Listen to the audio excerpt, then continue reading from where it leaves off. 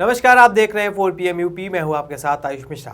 कांग्रेस सांसद राहुल गांधी अपने बयानों को लेकर और दरियादिली को लेकर अक्सर चर्चा में बने रहते हैं। इसी बीच एक बार फिर से राहुल गांधी अपने नेक दिली को लेकर चर्चा में बने हुए हैं। दरअसल राहुल गांधी आज लखनऊ से सड़क मार्ग के जरिए सुल्तानपुर पहुंचे, जिसके बाद वो गृह मंत्री अमित शाह पर टिप्पणी के मामले में MP-MLA कोर्ट में पेश हुए, जहां उन्होंने खुद पर लगे आरोपों को निराधार बताते हुए खारिज कर दिया।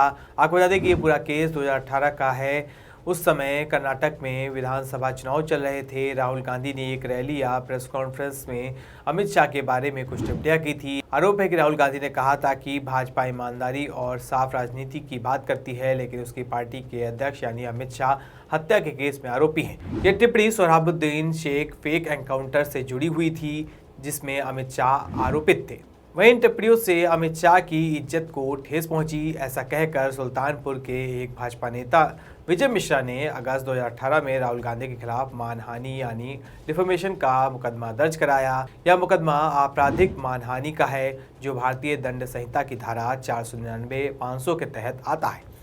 कोर्ट ने इस केस को स्वीकार किया और सुनवाई शुरू हुई। राहुल गांधी इस केस में जमानत पर चल रहे हैं। वहीं आज राहुल गांधी कोर्ट में पेश हुए। उन्होंने क्रिमिनल प्रोसीजर कोड यानी CRPC की धारा 313 के तहत अपना बयान दर्ज कराया। यह धारा आरोपी को अपना पक्ष रखने का मौका देती है। राहुल गांधी ने कोर्ट में साफ कहा कि वे सभी आरोपों से इनकार करते हैं। उन्होंने कहा कि यह केस राजनीतिक साजिश है। उनका कहना है कि मुझ पर सस्ती लोकप्रियता कमाने के लिए झूठा केस लगाया गया है। यह राजनीतिक बदले की कार्रवाई है, इससे मेरी और मेरी पार्टी की छवि खराब करने की कोशिश की जा रही है। राहुल गांधी ने आरोप लगाया कि CD से छेड़छाड़ की गई है और यह सब हाईलाइट होने या परेशान करने के लिए किया जा रहा है। कोर्ट में उनका बयान करीब 25 से 30 मिनट तक चला।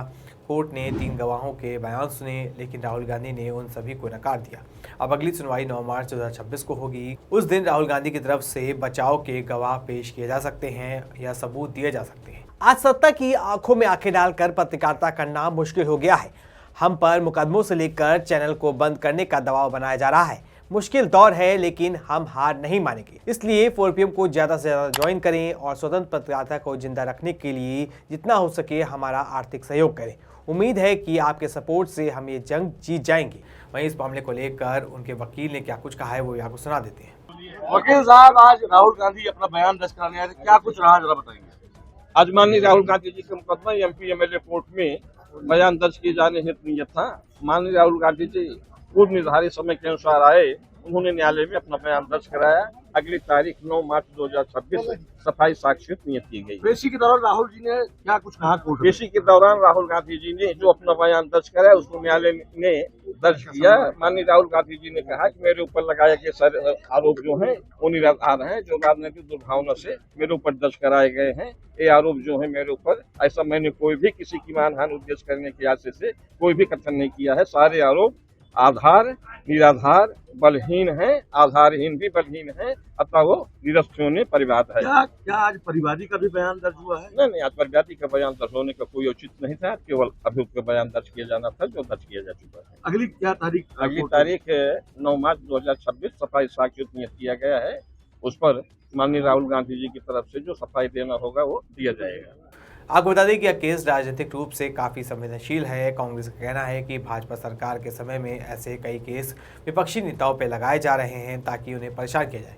प्रियंका गांधी ने कहा कि राहुल को बार बार परेशान किया जा रहा है। वहीं दूसरी तरफ भाजपा पक्ष का मानना है कि राहुल गांधी ने अमित शाह की छवि खराब करने की बात कही, इसलिए केस जायज है। वहीं राहुल के यूपी आगमन और इस पूरे मामले पर बोलते हुए कांग्रेस नेता प्रमोद तिवारी ने क्या कुछ कहा है, वो भी आपको सुना देते हैं। देखिए, राहुल गांधी का पूरा भरोसा न्यायपालिका में है।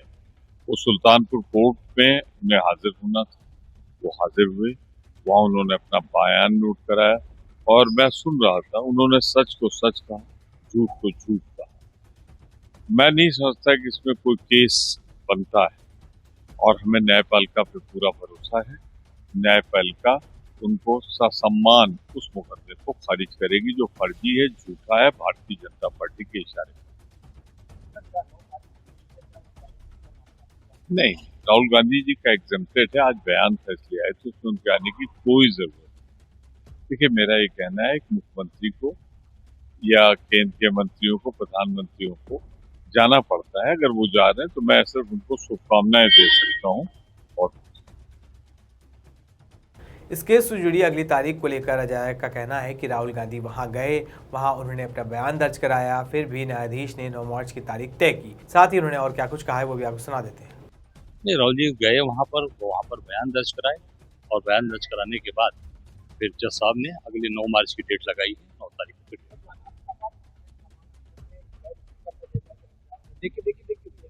अब ये मेरी जानकारी में नहीं, मैं तो अभी सुल्तानपुर था, सुल्तानपुर से लौट गया। अब 9 मार्च की डेट लगी है मुझे, अब तो वो